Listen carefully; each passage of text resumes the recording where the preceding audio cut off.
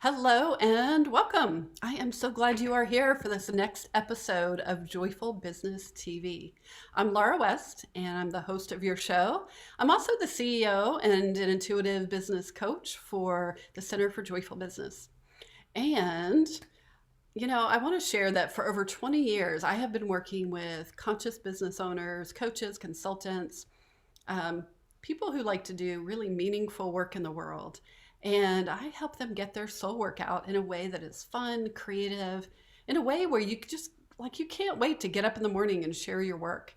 And that really makes a difference for people. It makes a difference to have a way to be able to put their business out into the world um, in a way that feels really good. It's like soul nourishing rather than soul crushing.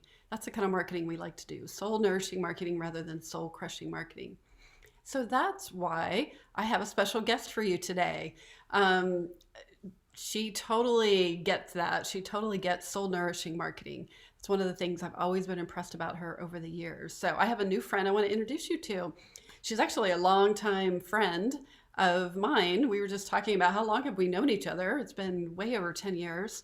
Um, but years ago we collaborated on some different types of collaborative books, and this is Lisa Manyon, and we were in several different books together. And it's kind of it's fun how you follow each other's careers over the years, and then we've recently reconnected, and it's so great to see some of the cool things that she's up to, and I can't wait to share more about it. So let me introduce Lisa here. She is a writer, a consultant, and the president of Right On Creative.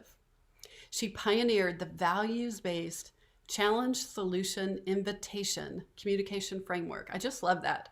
Challenge, solution, invitation. I know we're going to talk about that soon. For how to create marketing messages with integrity and the whole idea of focusing on passion points instead of pain points. All right, this is like covering everything we're going to talk about today. Lisa's business and marketing strategies have been known to create $1 million results. She is also a cancer thriver who believes in healing with love. Lisa is also the author of an upcoming book called Spiritual Sugar: The Divine Ingredients to Heal Yourself with Love. All right, I am super excited about introducing you to Lisa. Lisa, I'm so glad you're here today. I am so delighted to be here and to be reconnected. I mean, it's wonderful that we're both still helping others create their magic in the world and creating our own. Right, right. That is a thing, like to still be here, right? It is, it is. Yeah, and I think there's something, I love that you're bringing that up because there's something about having the longevity, like to really have been here and to seen the ebbs and flows, the twists and turns, the recessions, the expansions, and to still be here and be like, I think we're proof in the pudding of, when you're really aligned with your soul work and really helping people make a difference, it lasts through the test of time.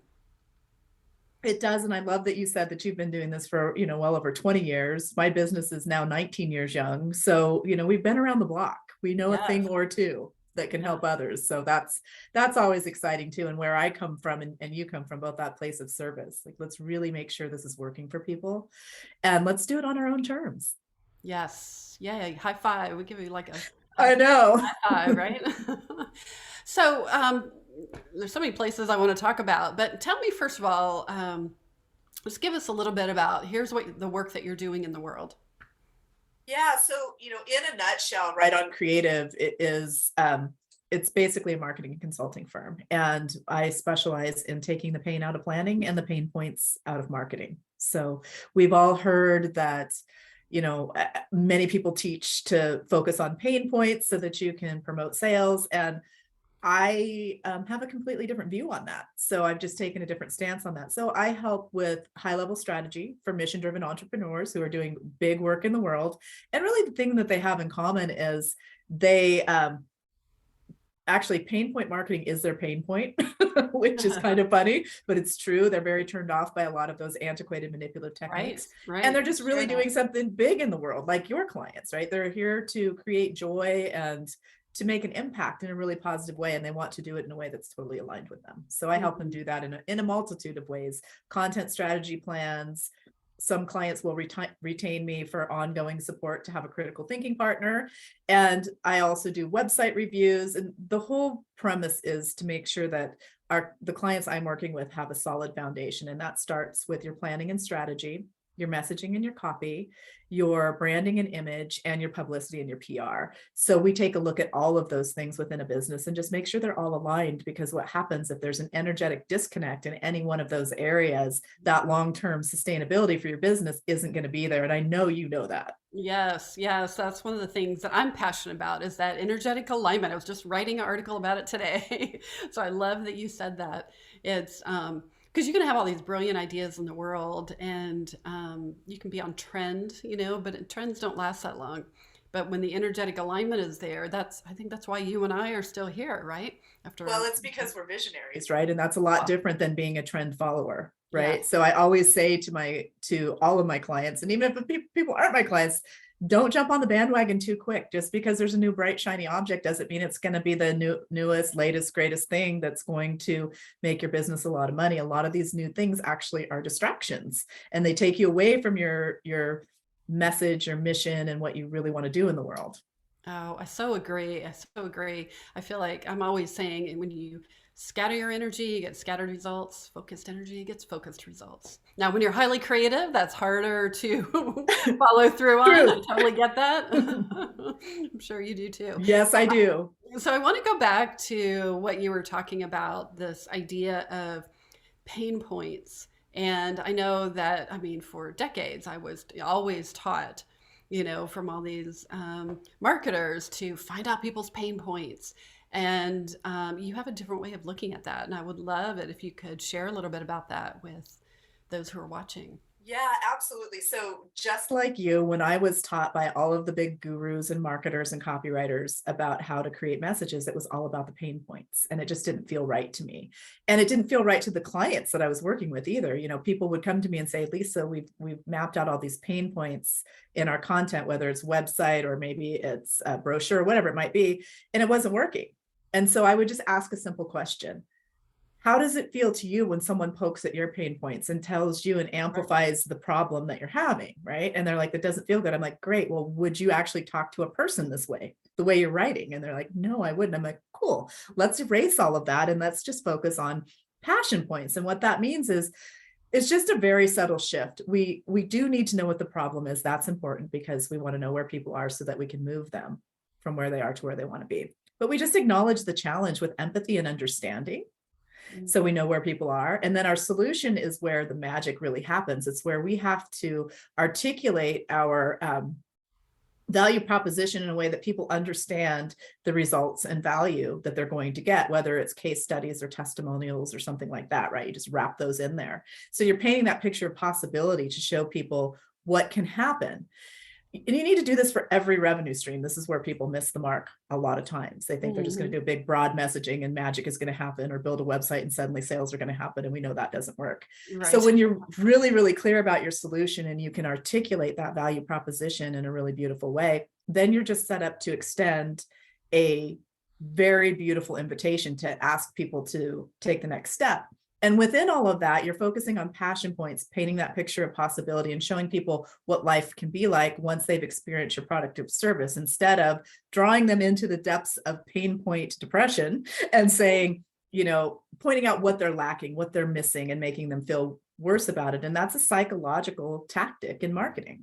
And I've found that it's very damaging and it can do a lot of harm. And so I just flipped the script and started doing it a different way. And people are getting really great results with it. And that makes me so happy. Yes, me too. It's fantastic.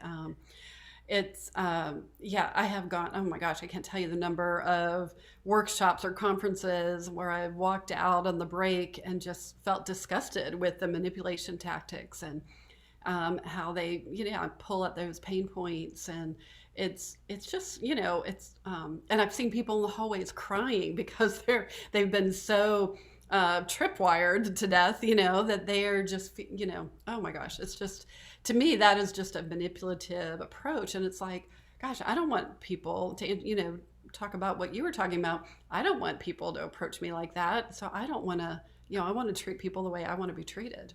Exactly. And you touched on something really important about the harm that it does and seeing people cry and all of that. And it also, I mean, it perpetuates buyer's remorse. So that's part of the buyer's remorse. It perpetuates chargebacks and return rates, right? Mhm. So if you're psychologically manipulating someone into doing business with you, then you're not going to create long-term sustainable business relationships. And that's why both of us are still in business, because that's what we do. Right. And we don't want people missing the mark there. It's about building relationships. And so many people say, well, I don't like to market, or I don't like sales. And I explain to people, it's really all about building relationships and showing up and being of service. And when we shift that energy, we talked about energetic alignment, and we'll continue to, because we're both very aligned with that. It's important. You can't expect to treat people one way and then show up another way, right? Yes. So using tactics that don't align with your mission, your vision, your values is what causes that energetic disconnect. And with just some slight shifts, you can really make a big difference. Oh, I love that. I think that's just brilliant that you've named that and work that into your consulting and what you do. Um, yeah, to me, that is the difference between having a sustainable business and I made a little money this month, and now how come I'm not? That roller coaster. Right. And that's oftentimes, people will say, go after the low hanging fruit. If you can make money, just do that, and do that quickly. And that isn't always the best way to go. When you set up a really solid foundation, you can actually create long-term sustainability, make more money, be aligned, have happy clients. And we want that, right? Because if we're not doing that, we're getting people who are not happy. Word of mouth spreads. They'll share this with others, and your reputation becomes damaged. And there's another thing that I want to talk about too. Speaking of manipulation, there's a lot of people teaching how important it is to overcome objections. Mhm. And I say, don't do it. Mhm. And people say, what do you mean? And I said, listen, if you have to talk somebody into doing business with you, they shouldn't be doing business with you. You can be of service and share information and give them the information, equip them with the information they need to make a really informed decision, which is what the challenge solution invitation framework does.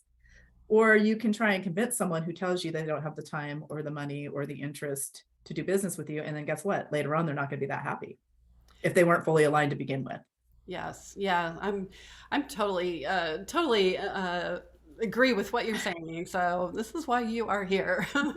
To me, it is. I just have those calls, and it's like it's a conversation and it's a connection. And yes, there's certain frameworks and structures you want to have in place to make that so they'll come and make a decision, because people do Right. need a deadline to make a decision. But to have that false sense of urgency to put them under stress when there's no reason for it, just again, it feels like another manipulation tactic that in the long term, as you said, doesn't pay off, because everybody talks. And it's like, wouldn't you much rather have a client who's like, oh my gosh, I have the greatest coach in the whole world, or whatever it is that you're doing, rather than like, yeah, I didn't like how she hired. People always talk. Right. And this is the beautiful thing, is because we both talked about that. And we've talked about how the majority of our business comes from referrals, because people are happy and joyful and passionate when they do business with us, because we're showing up who we truly are and delivering exactly what we promise. And that's something that does not always happen. Right, right. Even with, there's so much of our business that is online these days. And, I have a lot of people who come to me and they're like, well, I just want to do online. It's like they don't want to talk to people. Right. They think they don't have to talk to people, but actually, I'm a believer. Like, all opportunities show up through people. Like, you want to talk to people, and you want to have those relationships, because you never know who that could help them, who they know that could help you, a book you could recommend, a program, a resource, and that creates a lifelong relationship rather than a transaction. And I can tell that's what you're about too. Totally. Because technology and social media, they're tools to leverage your business, but they can't really replace you. Mhm. They can help leverage, they can help you offer one to many, they can help you do a lot of different things as far as structuring. They're tools, but they're not you. Right, right. I think people forget that, or they just want to create that online business that magically creates lots of money. And even with that, it's like you still have to do that through joint ventures, collaborations, through relationships, right? Well, yeah, it's so funny that you say that because so many people say, "Oh, well, I want to create passive income and just have an Yes. online business." I And don't I think there's say, anything such as passive income. thank you. That's what I was just going to say. I'm like, I don't even believe passive income exists. Leverage income, yes, but there's a lot of heavy lifting and work that has to go into getting those streamlined systems online in place. They don't just miraculously happen. So there's a lot of people out there that will try and sell you that dream. And then you realize, oh, wait, what do you mean? I have to write all this content and then I have to get this technology and then I have to have these email sequences and these landing pages and websites. And wait a minute, that's not really passive income. Right. Right. It's not so passive after all. Right. So I would love to hear, Lisa, about this other part of your business that you have that is really coming alive. And I know you're getting ready to launch your book. Yeah. Tell us about Spiritual Sugar. I mean, what a great name. What a great name of a book, first of all. And yeah, what is Spiritual Sugar? And then tell us how you came about that. Sure. So the arm of Right On Creative that is producing Spiritual Sugar is the Right On Creative publishing arm, which I had established about 14 years ago when I bought a batch of ISBN numbers and knew I was going to write a book, but thought my first book would be a marketing book. Right. Clearly, that seems like the right thing to do, but the creator had a different plan for me. So Spiritual Sugar is all about tapping into the inner sweetness of your soul. It's about coming home to yourself, and it's about really taking good care of yourself by looking at your relationship with self, health, and wealth. Mm. It's also part of my memoir because I am a cancer thriver and I was able to successfully heal cancer with love. I did have surgery, but I did no chemo or radiation. So that's relatively rare. I chose a lot of alternative methods and homeopathic remedies and different things like that, eating natural food, cutting out any kind of processed food, all kinds of things that we should all be doing, but we're not, because most of the things that are marketed out there as food aren't food. So if it's in a package and you can't read the ingredients, probably don't eat it because it's not doing you a whole lot of good. So that's kind of how it came about. But even prior to receiving the diagnosis of cancer, which I don't wish upon anyone, and part of my passion about this book is hopefully inspiring people to take care of themselves before they get a really scary wake-up call, because facing mortality is not fun. It's a whole reset. I do see it as a blessing now, but 2 years prior to receiving that diagnosis, I tap into source a lot, to the divine, to the creator, to God, whatever you choose to call it, totally up to you. And I got a message that said, you're going to write a book. It's going to be called Spiritual Sugar, and it's going to be about healing with love. To which I thought, what does that even mean? I don't even feel like I am qualified for that. And plus, I had received this divine charge to teach people about creating marketing messages with integrity, which is somewhat of an oxymoron in the whole industry. Right. So it's a joyful business. I feel you. Right. So I'm like, wait a minute, I've been doing this for decades. It's finally catching on. And now I'm being shown that I'm to write this book about being healed, and I don't feel like I'm a healed person. So it was very interesting when I went through the whole journey, and I was sitting in inquiry wondering, going to find out if it was cancer, what it was. I didn't know. I knew I was not feeling well, of course, but I didn't know to the extent of how I hadn't been taking good enough care of myself. And I was sitting in my office, just sitting in inquiry, wondering like, okay, gosh, am I being delusional? Am I going to kick it tomorrow? What's happening? And I got another message that said, don't worry, you'll heal this with love. And I was like, oh my gosh. And I remembered of the journal entry from 2 years prior. I went and dug out my journal. I'd actually kept that when I hadn't torched it. Sometimes I do burning rituals, but that's another story. Me too. I always wonder, am I going to want that? Exactly. So I pulled it out and I was like, oh my gosh. So I bought the domain name, and throughout my healing journey, I built the business. And then this year wrote the book, and it will be coming out. And I was declared cancer-free and cured officially via Western medicine in August of 2022. So it seems like a good time to have the book come out. And thank you. I know it's such a blessing to just be on this earth and to be able to share my journey, and hope that it inspires others and help people take charge of their own lives to heal themselves, because we do have more ability to do that than many people would lead us to believe.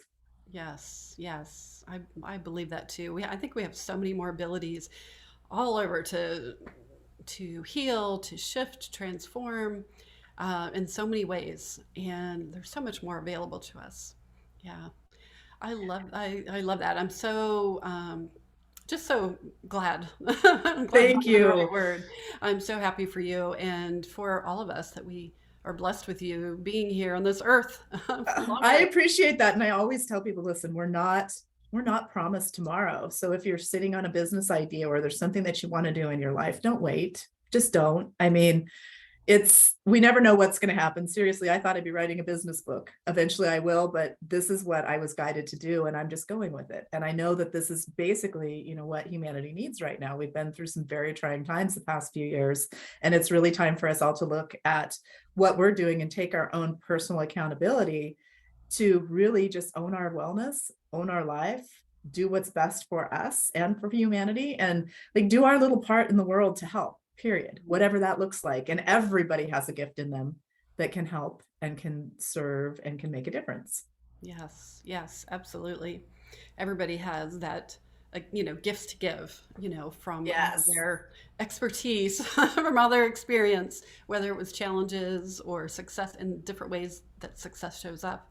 Um, that, maybe we didn't think that was the path as you're talking about. Yeah. Yeah, and everything evolves. So as Right on Creative continues to evolve, now there's the publishing house arm, and that will probably mean that I'll be doing some different spiritual sugar compilation books and some things that are going to grow the business in some different ways, but are going to give other people the opportunity to share their stories, right? And Mm. that's so important because I think we underestimate the value of stories and how sharing our personal experiences really impact others. Yes. And everyone's stories and experiences have value, and that's something that I'm really really passionate about too. It's people, we're so hard on ourselves. I mean, I know I'm the worst at that, but we really are, and we need to be more compassionate with ourselves and really take care of ourselves. Yeah. It's interesting because we always, it's hard not to look at social media or look around and on websites and things like that, all these lifestyle brands, and you see all this and you think, oh, everybody else has got it all figured out. How come I don't? But yet the thing that we bond with, and I think we really got through the crunch of the pandemic, was no, I want to hear the story. I just always remember the story of seeing Reese Witherspoon in her closet doing a Zoom because she was trying to get away from her kids, kind of thing. And it Right. was like that was real. Like, and we wanted to see the real stuff. And I think that is true now more than ever. And so I think your book has such wonderful, of course, divine timing for when it's coming out because we're just ready for this. I think so too. And it's an interesting journey for me because I've always kept everything very, very contained with my public persona, and I keep my personal life very private. Mm. And this is vulnerable. I mean, this is a Yeah. healing journey. And there's some journal entries about what I was going through in there. There's all kinds of things that I'm sharing that I typically would not have shared prior to facing mortality, but realizing that this experience will help others, hopefully even avoid getting a diagnosis, because you can course correct. People say to me, oh my gosh, you got sick, so you lost so much weight. Actually, I got healthy, and that's why I lost weight. I started eating real food, drinking pure water. Not that I wasn't eating all, but I was eating processed food, and processed food is not as good for you as, say an apple is better for you than processed applesauce, right? Whatever, Right. however you want to look at it. But Right. people had this really interesting correlation that they thought because I had lost weight that and gotten healthier, that it was because I was sick. Now that did prompt it, but the reason that I lost weight is because I was getting healthier and I was changing my eating habits and walking more and doing all these things that we can all do. And we should be doing every day, but we don't always do that. And clearly I wasn't taking as good care of myself as I could have been. I thought I was, but I was so focused on business and making a difference and serving everyone else that I kind of lost myself in all of that. Yeah. I would love to go there because I think that it's one of the like shadow sides of having a passion-based business. It's like I know my clients, I'm sure like yours, they're so passionate about what they do and they just want to reach more people and change more lives. And then it can become all of a sudden you're sitting your butt down in front of Zoom all day and you're not moving, and you're, yeah, reaching for the quick foods and things like that. And it's so easy to slip into those habits, and even though we know better. And so I love where you're calling us to this place of, yeah, even passion and moderation because you need to like take care of yourself. And this, I mean, I always go back to that golden goose, you know, like you are the golden goose sharing your gifts with the world. And you can't do that if, you know, you're not feeling well.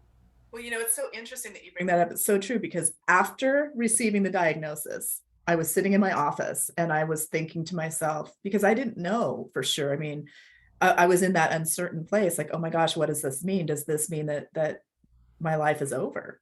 Mhm. Is this it? Because most people, when they get a cancer diagnosis, it's actually read as a death sentence, which is not actually true. We've been programmed to believe that that's true, but that's not necessarily true. So I was sitting there going, oh my gosh, did I kill myself for this? And what is this? And I was thinking about, how I've been of service to so many people and helped build so many businesses and write so many messages to help people sell so much stuff. And like, does Right. that even really matter? At that point, it didn't really matter. I mean, I felt good about what I had done, but I had to really look at that and look at, okay, how am I going to show up now moving forward? And how can I still be of service, but how can I be of service to myself? And the another message that I got was your number one priority is to take care of you. And we've heard the saying that you can't give from an empty cup, and that's very true. And Mhm. clearly I had reached that point, right? And I received the wake-up call of a diagnosis of cancer. And we don't have to do that. We can set our lives up for success and make sure that we get up and move every day, go for a walk, drink water, um, eat good food. And, I I joke that I quit my 4 favorite food groups when I went through this: coffee, wine, chocolate, and cheese. They're not really food Right. groups, clearly. I thought that would kill me. It didn't. And I felt much better. Now I can, as a reward, move some of those back into my life, you know, in moderation. Hmm. But we have to look at how we're showing up, not only for others, because we're really good, and especially as women, we're here to be of service and nurture and take care, right, of people. Yes. Yeah. But we forget to take care of ourselves. Forget to do it for ourselves. Yeah. Yeah, so true. So true. Well, you know, you mentioned something about when you started talking about spiritual sugar, about connecting to source energy. And I know our listeners have different names for that. Um, but I'm curious, like, if there's something you're willing to share about how you connect to source or how source plays a role in your business as well as your life. Absolutely. So I've always been very, very connected to the divine, and, whatever name you want to call it. Like you said, some people call it God, whatever. How I connect is through nature. That is my biggest connection. I get out and I spend time in nature, and then I am just activated. And anytime that I'm losing faith or, thinking, oh my gosh, maybe there isn't anything bigger than me out there, I just look at nature. I mean, it just shows you. It's Right. an amazing and incredible thing. So that's one way. I pray and meditate quite a bit. I like to create really fun little rituals in my office. Uh-huh. There's all kinds of things that I do, but really it's listening. We all have that inner intuition and knowing and the ability to connect directly with guidance. And it can come, from whatever source you choose. Many people will say, I say the divine. I believe I get my messages directly from the creator. There are people who get messages from angels. There's Mhm. people who call on ascended masters or other guides. And yes, I'm willing to get help from ascended masters and angels. Mostly, though, I go direct. I'm like, let's just go to direct to whatever this power is. And I can't tell you exactly what it is, but I know there's magic there, and I know there's healing there. And I know that every time I follow those golden threads, then something more beautiful is revealed. Like I'm here today because of that. Oh, I love that. I love that. It's, you know, I bring it in more and more into the conversation in my coaching, and because it's the old ways of creating from, you know, just your brain. We love our brains, but, you know, just creating from what it is that I can create, that I'm capable of creating. It's outdated, you know, It and is, and it's so fascinating, because we all have masculine and feminine energy, right? And in business, we tend to lead with the masculine energy, which I equate to like the strategy piece of things, where the feminine is more the nurturing and the relationship building. And we both of you and I really merge those beautifully. What I'm finding is so fascinating is that when I'm working on Right on Creative, even though I've definitely softened the approach to marketing and focus on those passion points, I'm far more in my masculine energy because there's a lot of strategy right. around that. And when I tap into the spiritual sugar project, it's just like I breathe, I sigh, that feminine energy comes out. It's all about that nurturing, taking care of others, taking care of myself. And it's really interesting. So one of the things that I talk to clients about too is like tap into how you're feeling, how your body is feeling in the work that you're doing, and think about how you can adjust that if it isn't feeling completely aligned for you. Yes, yes, I love that. I love that. Um, yes, connecting through nature, connecting through meditating, through, I know I'm a big journaler. Lots of times I put pen to paper and just, oh my gosh, I access so much that I could have never sat here at my computer and figured out, as you say. Yes, I And do that too. It's funny. I didn't even mention my journaling. That's a big part of it, but just because, write on creative, I assume everybody knows I write, but right. but in my own personal practice, I journal all of the time. I've got multiple journals for different things. A journal of success, just the one that I do my brain dumps in. I have a specific journal just for the spiritual sugar project and different things that come through for that. So, there's never a shortage of journaling opportunities for me. I love that. Do you have favorite journals that you like to use, or what kind of journal? It depends. It really depends. I've been ordering these really cool purple ones. I don't even know what brand they are that I like. Eventually I'll probably create like a spiritual sugar journal at some point, but I'm just focusing on getting the book done at this point. But yeah, I like lined paper best for me. Gotcha. See, That I'm not works. online. I like dotted grid or blank. Yeah. And But a it's lot of always people love lines. Oh, yes. always a purple pen. Oops. Where'd mine go? Yes, the Energy pens are the best. Yeah. So I always use purple ink. Unless I run out for some reason, but usually I've got a stash of refills nearby, and it makes me happy to write in that. So there are little things like that you can do just to be more joyful, to be more passionate in your work. And if it makes you smile, it's going to make the day better, period. Yes, absolutely. Absolutely. It's like if it brings joy to your life, it's like, how can it not open up more inspiration, ideas, and creativity? So even if it's as simple as the purple pen or the paper that feels good to write on, so that your ideas flow, or talking to people who, like us, who are, like-minded, who understand that there's more to creating a business and growing a business than just get out there and hustle and grind and 24/7 availability. Yeah. Yeah, and speaking of fun pens, when I'm mapping out strategy, I like to use a whiteboard with multiple colored markers or a flip chart. And Uh-huh. I think it's the more colorful, the more fun, the better. Me too. Me too. I've got sticky notes, flip charts. Those are, to me, it's like we especially the tangible, right? Like being able to be Yes. tangible with your ideas, and then come and put them onto the computer a little bit later, right? Yeah, it's just fun. And that's why, you can make your business fun. It should be fun. It Hmm. should be fun and playful and fulfilling. And when you start getting to the point where it doesn't feel good and there's that misalignment again, you just want to look at like, where can I reset my energy? What can I do to take better care of myself and then make this flow? Because again, when you're getting to that point of near burnout, is what I will often call it, it means you need to course correct Right. and step back a little bit and look at, okay, what's working, what isn't working. And the thing of it, I can't talk. The thing about it, I get so excited, is that it's your business, right? So working with entrepreneurs, we get to create whatever we want to do. We get to Right. make it up as we go. And so whatever false confines you're operating under, just release them and create what you want to create. Yes, I think people often forget. It's like even though you're a solopreneur, a small business, it's like you are the CEO. You can create the rule that you get to work with markers, you get to write with crayons, do your business plan with crayons, Right. whatever works. Like I think there's just all these old rules that has to be so serious and boring, when in fact our creativity is sparked by, like you said, the color, the imagination, Yes. sticky notes, whiteboards, things like that. And that's coming more into play with even some of the larger corporations, like benefit corporations, B Corps, and things like that. People are realizing that they need to be more engaged and playful and fun, right? So the rules are changing, and they need to. I mean, I like to know the rules, and then I like to break them as Right. applicable. I know. I think that's it. I always feel like I'm the secret rebel underneath. It's like people think, oh, she's all packaged up, and it's like, what, man, underneath I got the leopard print. Right. I think that's great. So I would love to know, as we're finishing up here, what are some of your favorite rituals? We kind of mentioned that, and that's actually one of the book. I think the first book that we were in was Success Rituals. Yes. And so I'd love to hear, like, what are some of the rituals that you like to do that maybe help align your energy, open up your creativity? Um, yeah. Yeah, I'm like so many. Where do I even start? So I like to set my environment in a really beautiful way. So I diffuse essential oils.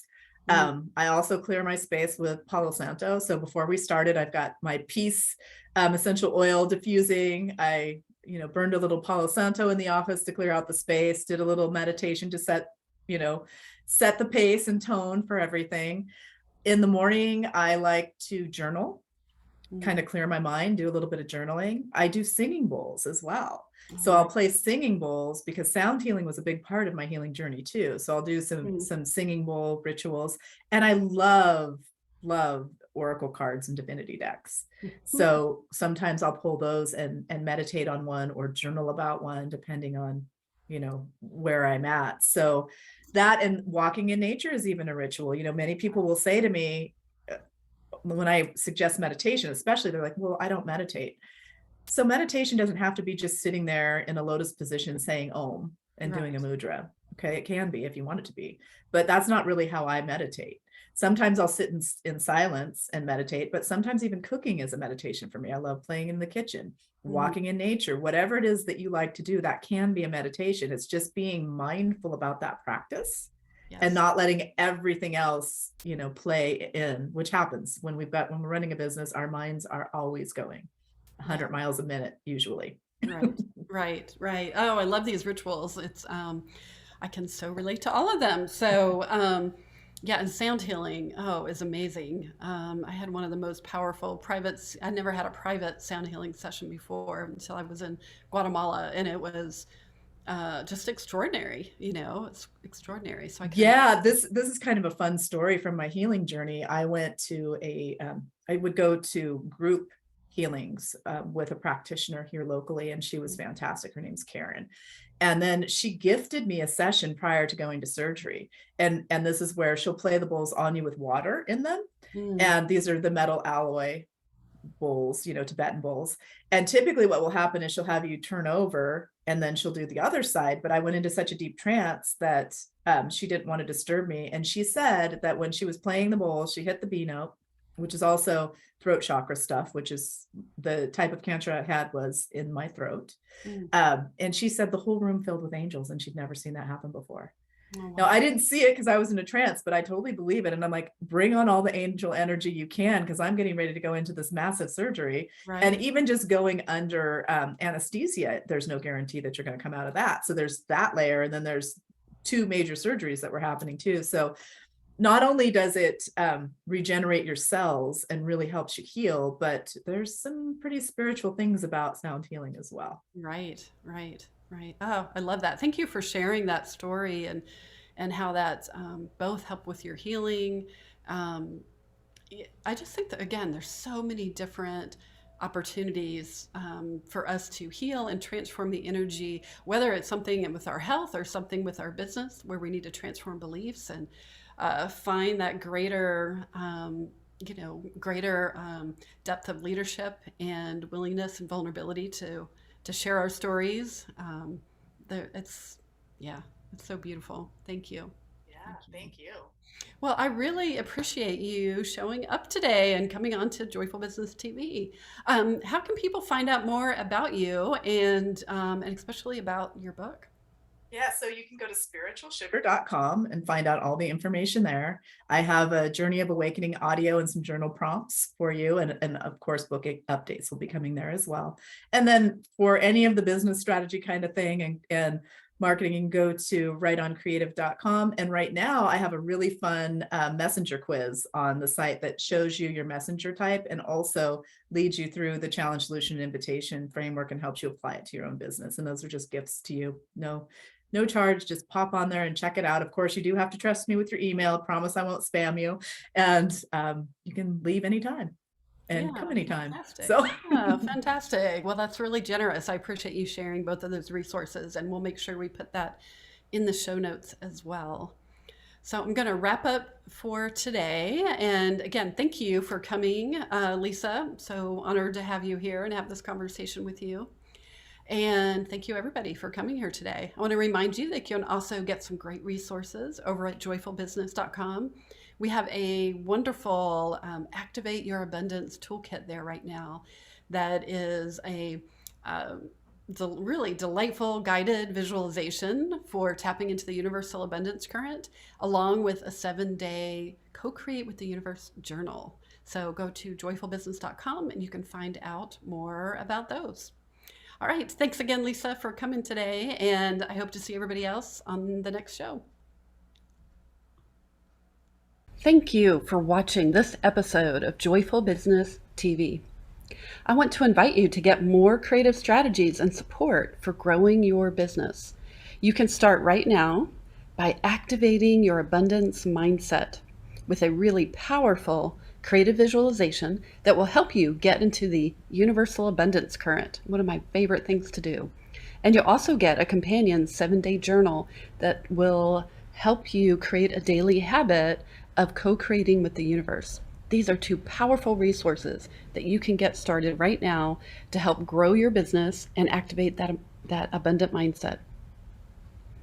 You just go over to activateabundancegift.com.